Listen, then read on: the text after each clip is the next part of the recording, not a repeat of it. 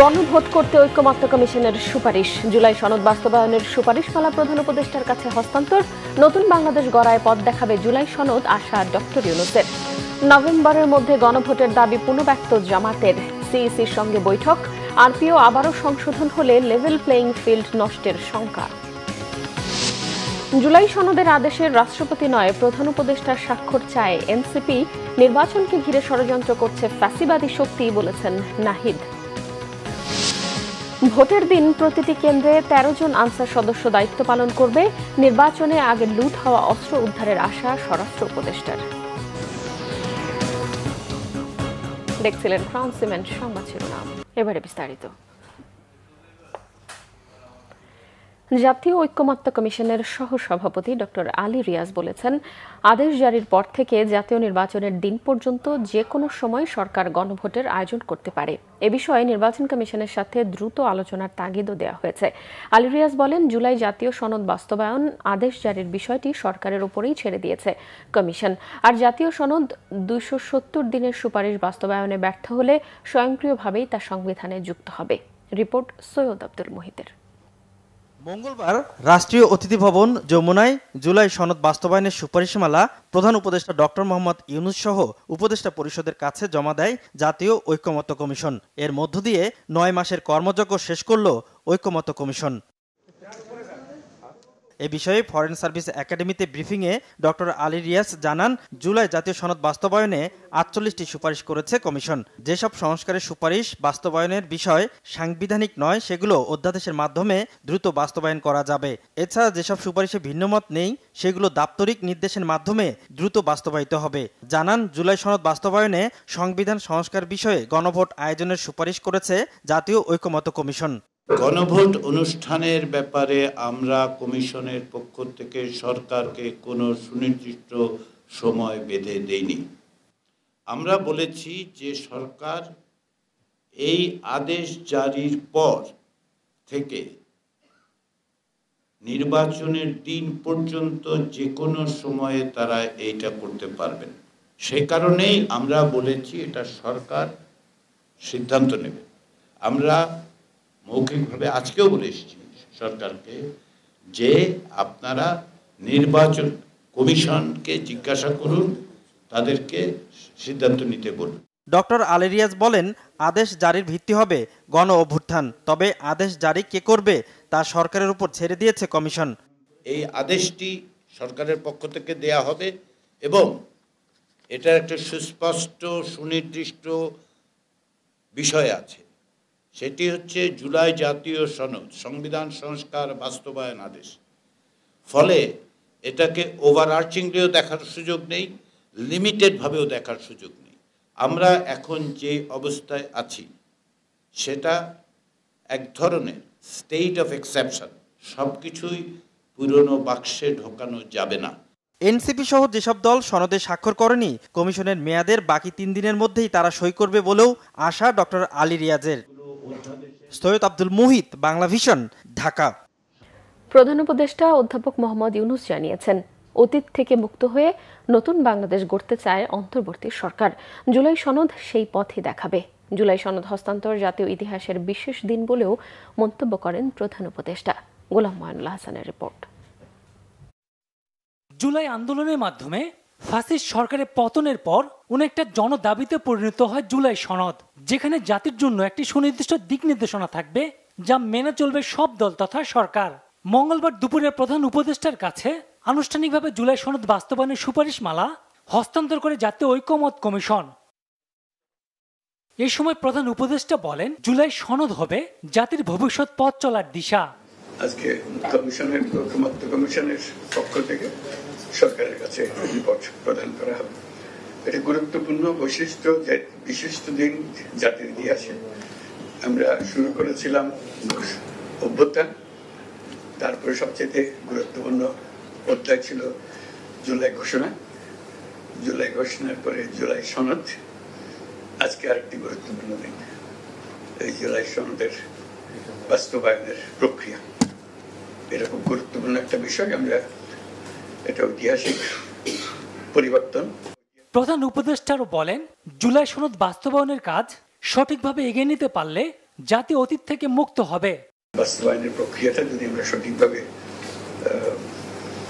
পালন করতে পারি, কাজ এগিয়ে নিয়ে যেতে পারি, তাহলে বাংলাদেশ অতীত থেকে মুক্ত হয়ে যাবে। এটি হলো বিষয়। আমরা সেই অতীত থেকে মুক্ত হতে চাই, নতুনভাবে বাংলাদেশ গড়ার কাছে নিযুক্ত হতে চাই। সেটার পথ দেখাবে আমাদের এই সনদের বাস্তবায়ন কিভাবে হবে তার উপরে। জুলাই সনদ প্রণয়নের সাথে যুক্ত সবাইকে ধন্যবাদও জানান প্রধান উপদেষ্টা অধ্যাপক মোহাম্মদ ইউনূস। প্রফেসর আলী রিয়াজ এবং কমিশনের মেম্বার সবাইকে শুরুতে ধন্যবাদ জানিয়ে রাখছি। গোলাম মনিরুল হাসান, বাংলা ভিশন, ঢাকা। জাতীয় নির্বাচনের আগে এবং নভেম্বরের মধ্যেই গণভোটের দাবি জানিয়েছে বাংলাদেশ জামায়াতে ইসলামী। প্রধান নির্বাচন কমিশনার এএমএম নাসির উদ্দিনের সঙ্গে বৈঠক করে এই দাবি জানান তারা। বৈঠক থেকে বেরিয়ে এই তথ্য জানান জামায়াতে ইসলামের প্রতিনিধি দলের নেতা এবং দলের সেক্রেটারি জেনারেল মিয়া গোলাম পরওয়ার। রাজধানীর আগারগাঁওয়ে নির্বাচন ভবনে সভাকক্ষে প্রধান নির্বাচন কমিশনারের সঙ্গে বৈঠক করেন তারা। বৈঠকে প্রধান নির্বাচন কমিশনার ছাড়াও 4 জন নির্বাচন কমিশনার এবং ইসি সচিব উপস্থিত ছিলেন। বিএনপিকে উদ্দেশ্য করে তিনি বলেন, একজন উপদেষ্টা একটি দলকে বলেছেন আরপিও সংশোধনী হবে, এটা লেভেল প্লেইং ফিল্ড নষ্ট করবে বলেও জানান।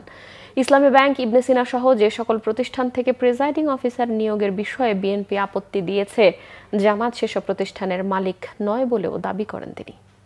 গণভোটকে জাতীয় নির্বাচনের আগে করতে হবে এবং সেটা আগামী নভেম্বরেই এই নির্বাচনটা সম্পন্ন করতে হবে। জুলাই জাতীয় সনদে যে সমস্ত বিদ্যমান রাষ্ট্র কাঠামোকে পরিবর্তন করে যে সংস্কারগুলোর ব্যাপারে আমরা ঐক্যমত হয়েছি, জাতিকে তো সেটা জানতে হবে, জানার পরেই না তারা হানা ভোট দেবে। তো সেটা যদি একই দিনে ভোট হয় তো ভোটাররা তো জানতে পারলো না। ডিউ টু দ্যাট কজ আমরা বলেছি যে সংস্কার এবং জাতীয় সনদের বিষয়গুলো ইলেকশন কমিশনকে পাবলিক করতে হবে, তারা ওয়েবসাইটে দেবেন, জনগণ জানবে, ভোটাররা সিদ্ধান্ত নেবে। জাতীয় নাগরিক কমিটি এনসিপির আহ্বায়ক নাহিদ ইসলাম বলেছেন, জুলাই সনদের আদেশে রাষ্ট্রপতি নয়, প্রধান উপদেষ্টাকে স্বাক্ষর করতে হবে।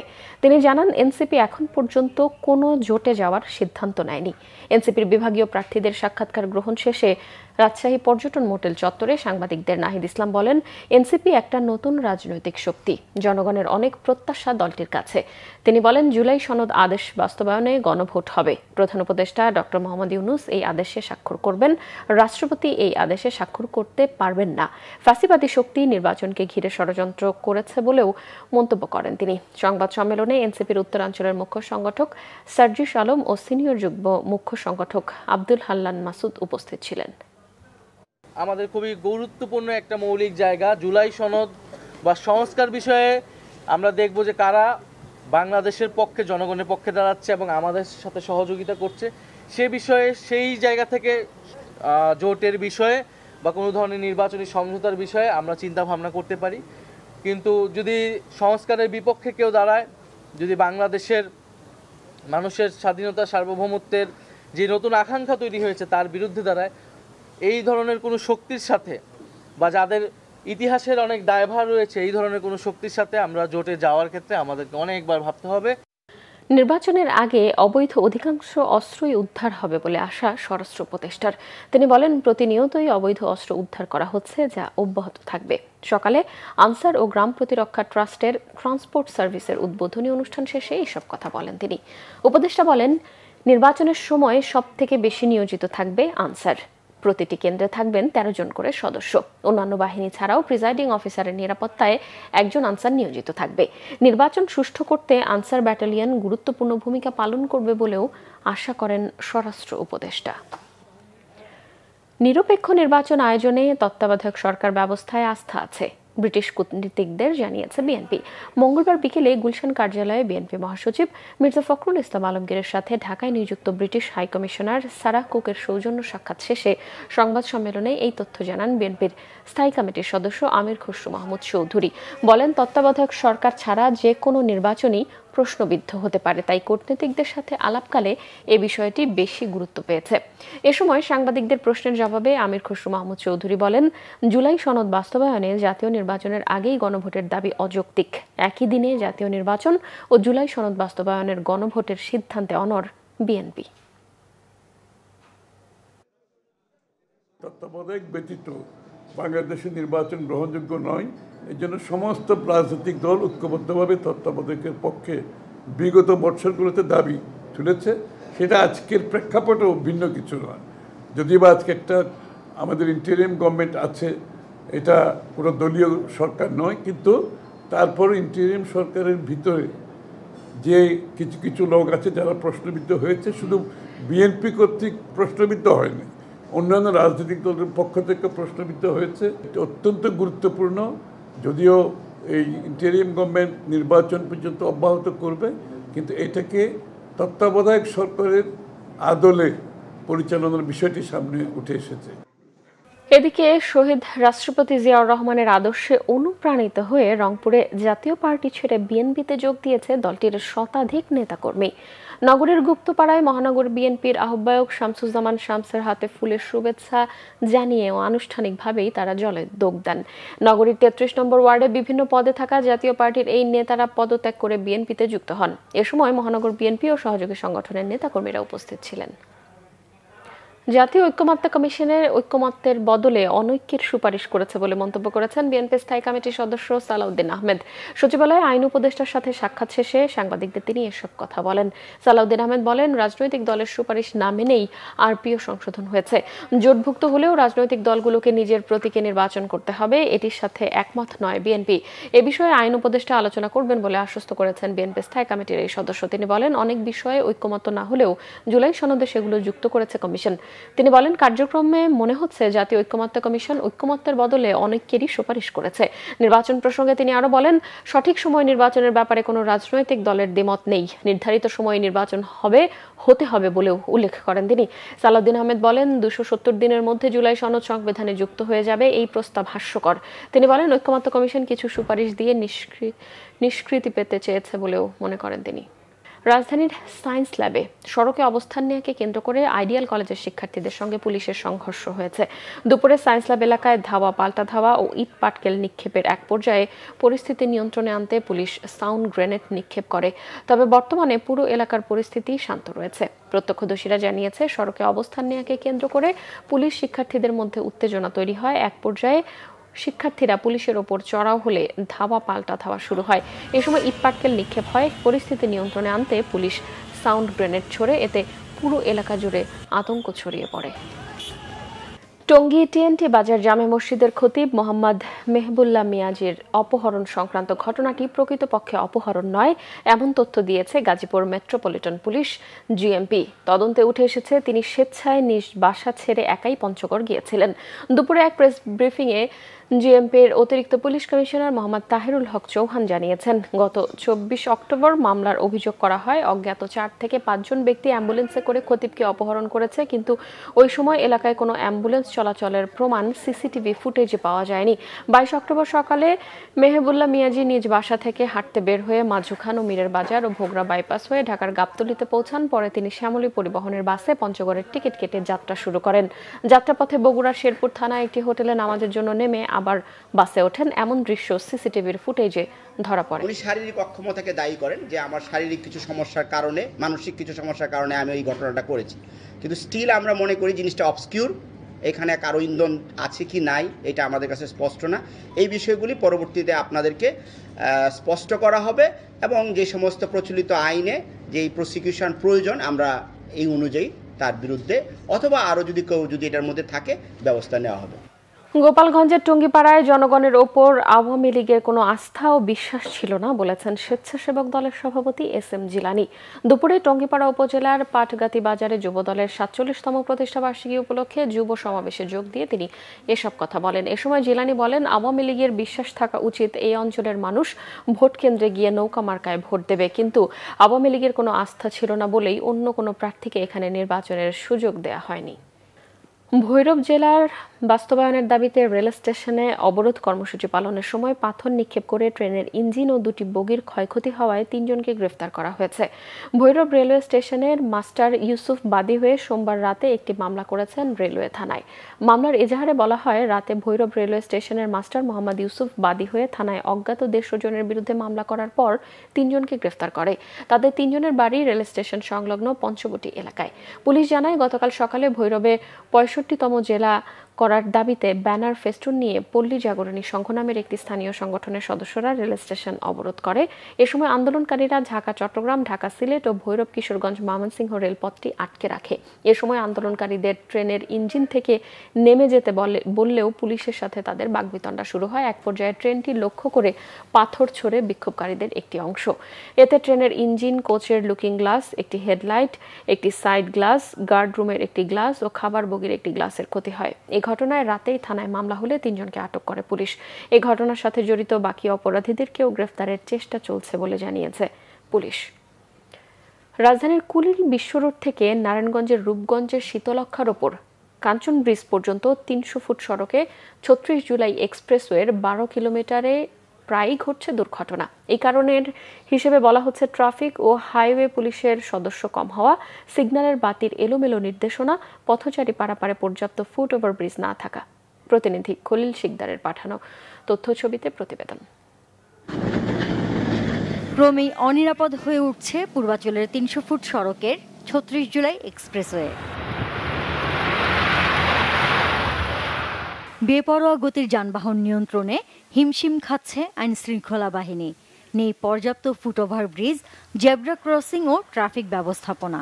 দ্রুত ট্রাফিক আইনের যে ট্রাফিক পুলিশের বক্স থাকা দরকার, এটা দ্রুত যাতে এই জায়গায় বসানো হয়। কুড়িল থেকে কাঞ্চন পর্যন্ত কোনো ট্রাফিক সিগন্যাল নাই, তাই আমরা নিজের মতো ইচ্ছা করে গাড়ি চালাই। ওভার স্পিডের কারণে প্রতিনিয়ত দুর্ঘটনা ঘটতেছে। 2 ঘন্টা ব্যবধানে একবারে ধুমরামুক্ত হয়ে গেছে। এখানে প্রতিনিয়ত প্রাণহানি হচ্ছে, সেই হিসাবে এখানে ট্রাফিক সিগন্যালটা সক্রিয় হতে হবে।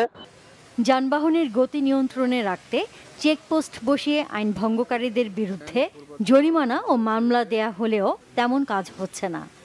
কবলিত হয়েছে তাদের ছবি এবং মোটরসাইকেল দুর্ঘটনা মোটরসাইকেলের ছবি সহ আমরা ক্যাম্পিং করতেছি পোস্টারিং এর মাধ্যমে। পাশাপাশি আর এখানে যে সিগন্যালের যে একটা সিস্টেম রয়েছে, বিশেষ করে গোলচক্করগুলোতে সিস্টেম কার্যক্রম সিস্টেমগুলো এখনো চালু হয় নাই। এটা চালু হলে পরে সেই ক্ষেত্রে ট্রাফিকিংটা আরো ভালো হবে, সেক্ষেত্রে এটা কমে আসবে, দুর্ঘটনার প্রবণতা কমে আসবে। সড়কটির গুরুত্বপূর্ণ পয়েন্টে ওভারব্রিজ নির্মাণ, জেব্রা ক্রসিং চিহ্নিতকরণ ও পুলিশ বক্স বসালে অবস্থার কিছুটা উন্নতি হতে পারে বলছেন স্থানীয়রা। Bangla vision news desk. বাগেরহাটের পৌরবাসীর সুপেয় পানির সংকট মেটাতে ১৫ কোটি ২৯ লাখ টাকা ব্যয়ে নির্মিত আধুনিক ওয়াটার ট্রিটমেন্ট প্ল্যান্টটি কোনো কাজেই আসছে না। দীর্ঘদিন ধরে বন্ধ থাকায় মূল্যবান সকল যন্ত্রপাতি নষ্ট হওয়ার পাশাপাশি চুরিও হচ্ছে। সরকারি টাকার সঠিক ব্যবহারে প্রকল্পটি সচল করার দাবি সচেতন মহলের। বাগেরহাট প্রতিনিধি মাসুদুল হকের তথ্য ও ছবিতে দেখুন ডেস্ক রিপোর্ট। আধুনিক ওয়াটার ট্রিটমেন্ট প্ল্যান্ট, উচ্চ ক্ষমতা সম্পন্ন বৈদ্যুতিক মোটর, আধুনিক যন্ত্রপাতি সম্বলিত ভবন, পাশেই বিশালাকৃতির ওয়াটার ওভারহেড ট্যাঙ্ক। জনস্বাস্থ্য প্রকৌশল অধিদপ্তরের বাগেরহাট পৌরসভার পানি সরবরাহ এনভায়রনমেন্টাল স্যানিটেশন উন্নতিকরণ প্রকল্পের আওতায় ঠিকাদারি প্রতিষ্ঠান এবিএম ওয়াটার কোম্পানি লিমিটেড ও মেসার্স MTNSS কনসোর্টিয়াম 2020-21 অর্থ বছরে শহরের জন্য নূর মসজিদ এলাকায় নির্মাণ করে এইসব স্থাপনা। এই প্ল্যান্ট সচল রাখতে ভৈরব নদী থেকে প্রায় 4 কিলোমিটার পাইপলাইন নির্মাণ করে পানি নেওয়া হতো। ঠিকাদারি প্রতিষ্ঠান মেসার্স মনি ট্রেডার্স 2021 সালের জুনে পরীক্ষামূলকভাবে প্ল্যান্টটি পরিচালনা করে পানি সরবরাহ করে শহরবাসীকে। পরে পৌরসভার কাছে হস্তান্তর হলে পৌরসভা মাসখানেক চালিয়ে ভালো পানি না পাওয়ায় প্ল্যান্টটি বন্ধ করে দেয়। এরপর থেকে প্ল্যান্টের রিজার্ভারের ঢাকনা, মোটর ও ফ্যান চুরি হয়ে গেছে। নষ্ট হচ্ছে মূল্যবান যন্ত্রপাতি। প্ল্যান্টটা আবারও চালু হোক, ভালো মানুষের দ্বারা চালু হোক এবং এই লুটে পুটে যারা খেয়েছিল তাদের শাস্তি হোক। জেলা প্রশাসনের মালিকানাধীন পচা দিঘিতে মাছ চাষ করায় ওই পানি বিশুদ্ধকরণ সম্ভব নয়। তাছাড়া জনবল সংকটের কথাও জানায় পৌর কর্তৃপক্ষ। পচা দিঘির পানির গুণগত মান ভালো না এবং পচা দিঘিতে মাছ চাষ করা হয়। তবে ভবিষ্যতে যদি আমরা পানি ভালো পাই এবং সবার সহযোগিতা পাই, তাহলে হয়তো অচিরেই ট্রিটমেন্ট প্ল্যান্টটি চালু করা সম্ভব হবে। সংকট নিরসনে এত টাকা ব্যয়ের পরেও সারা বছর চরম পানি সংকটে ভোগে পৌরবাসী। পানিগুলা কদিন পর পর আসে, কিন্তু পানি অনেকে পায় অনেকে পায় না, কিন্তু পানিতে আবার গন্ধকর। 4-5 দিন পর পর পানি আসে, আগে তো থাকতো, এখন মতো পানি থাকে না। জেলা প্রশাসন বা অন্য কোনো দপ্তরকে দিয়ে এই প্রকল্প চালু করার দাবি জানায় সচেতন মহল। বিপুল অঙ্কের টাকা দিয়ে এই প্রকল্প অনুমোদন হয়েছে এবং সেটি কর্ম সম্পন্ন হয়েছে, অবকাঠামোগুলি এখন ধ্বংসের দ্বার প্রান্তে এবং সেটি কোনো কার্যকারিতা নাই বললেই চলে। প্রতিষ্ঠানের সক্ষমতাও ঠিকমতো বিশ্লেষণ করা হয়নি, পাশাপাশি যে বিল্ড অপারেটেড অ্যান্ড ট্রান্সফারের ক্ষেত্রে যে প্রাইভেট প্রতিষ্ঠান কত বছর এই প্রকল্পটি পরিচালনা করবেন এই ব্যাপ্তিকাল নির্ধারণেও গাফিলতি ছিল। 8,50,00,000 টাকা ব্যয়ে প্রতিদিন 2 লাখ লিটার পানি শোধন ক্ষমতা সম্পন্ন ট্রিটমেন্ট প্লান্ট, 3,26,56,000 টাকা ব্যয়ে 6,80,000 লিটার ধারণ ক্ষমতা সম্পন্ন ওভারহেড ট্যাঙ্ক এবং ট্রিটমেন্ট প্লান্টে পানি সরবরাহের জন্য 3,53,92,000 টাকা ব্যয়ে নির্মাণ করা হয় transmission line. Bangla vision news desk. দেশের বিভিন্ন জায়গার আরো কিছু খবর নিয়ে এবার দেখুন একটি ডেস্ক রিপোর্ট।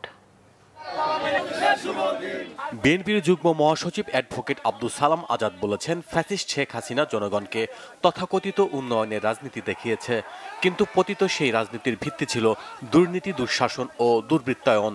সকালে মুন্সিগঞ্জের লোহজংয়ে রাষ্ট্র কাঠামো মেরামতের 31 দফা লিফলেট বিতরণ ও গণসংযোগকালে তিনি এসব কথা বলেন।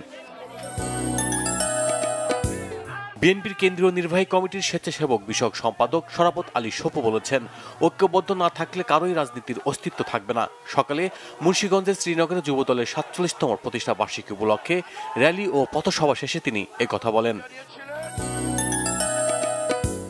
যুবদলের 47তম প্রতিষ্ঠা বার্ষিকী উপলক্ষে ফ্রি মেডিকেল ক্যাম্প হয়েছে সিরাজগঞ্জে। সকালে পৌর ভাসানী মিলনায়তনে এতে উপস্থিত ছিলেন জেলা বিএনপির যুগ্ম সাধারণ সম্পাদক ও স্থানীয় প্রেস ক্লাবের সভাপতি মোহাম্মদ হারুন অর রশিদ খান হাসান। যুবদলের প্রতিষ্ঠা বার্ষিকী উদযাপন হয়েছে নরসিংদীতে। দিনটি উপলক্ষে একটি র্যালি বের করা হলে র্যালিটি বিভিন্ন গুরুত্বপূর্ণ সড়কগুলো প্রদক্ষিণ করে সুতাপট্টি গিয়ে সমাবেশে মিলিত হয়। এতে প্রধান অতিথি ছিলেন শহর বিএনপির সাবেক সভাপতি বাবুল সরকার। যুবদলের 47তম প্রতিষ্ঠা বার্ষিকী উদযাপিত হয়েছে কক্সবাজারের উখিয়ায়। সকালে উপজেলা সদরে এতে প্রধান অতিথি ছিলেন জাতীয় সংসদের সাবেক হুইপ জেলা বিএনপির সভাপতি শাহজাহান চৌধুরী। আসন্ন ত্রয়োদশ জাতীয় সংসদ নির্বাচন উপলক্ষে সিলেটে বিএনপির প্রচার মিছিল করেছে বিএনপির নেতা শরীফুল হক সাজুর সমর্থকরা। মিছিলটি শহরের প্রধান সড়কগুলো প্রদক্ষিণ শেষে সমাবেশে মিলিত হয়। এতে অংশ নেন বিএনপি অঙ্গ ও সহযোগী সংগঠনের নেতাকর্মীরা।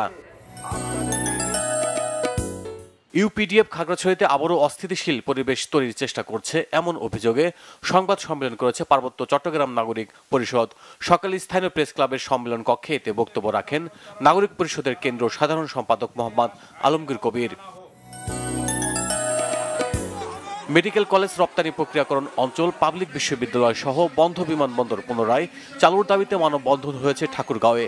শহরের চৌরাস্তায় এতে অংশ নেন বিভিন্ন শিক্ষা প্রতিষ্ঠানের শিক্ষার্থী, রাজনৈতিক ও সামাজিক সংগঠনের প্রতিনিধি সহ নানা শ্রেণী পেশাজীবীরা। জেলা বিনিয়োগ ও ব্যবসা উন্নয়ন সহায়তা কমিটির 16তম সভা হয়েছে গাইবান্ধায়। দুপুরে জেলা প্রশাসনের সম্মেলন কক্ষে এতে উপস্থিত ছিলেন জেলা প্রশাসক চৌধুরী মোয়াজ্জেম মাহমুদ।